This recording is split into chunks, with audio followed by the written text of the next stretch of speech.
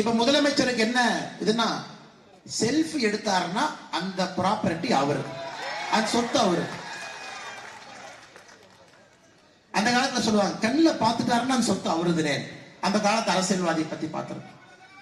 இன்னைக்கு முதலமைச்சர் செல்ஃபி எடுத்தா அந்த சொத்து சேலம் மாடர்ன் தியேட்டர். எவ்வளவு பெரிய ஜாம்பவான், புரட்சி தலைவர், புரட்சி தலைவி கண்ணதாசன் ஐயா, NT ராமராவ் ஐயா, இவங்களுக்கெல்லாம் அரசியல்ல வருவதற்கு முன்பாக சினிமா துறையில் அவர் தான் இடம் கொடுத்தார். அந்த இடத்துல போய் முதலமைச்சர் பிப்ரவரியில் ஒரு செல்ஃபி எடுக்கிறார். நல்லா இருக்கே பின்னாடி டவர். திமுக சும்மா இருப்பானா? 6 மாசம் கழிச்சு போறான். இந்த இடத்தை எங்களுக்கு கொடுத்துரு, நாங்க எங்களுடைய முதலமைச்சர், முன்னாள் முதலமைச்சர் கலைஞர் கருணாநிதி ஐயாவுடைய திருவுருவ சிலையை வைக்க போறோம். பாரதிய ஜனதா கட்சி கையில் எடுத்தோம். தமிழ்நாட்டில் எங்கெல்லாம் கலைஞர் நடந்து போனாரோ எல்லா இடத்துலயும் திருவுருவ சிலையை வைக்க ஆரம்பிச்ச என்ன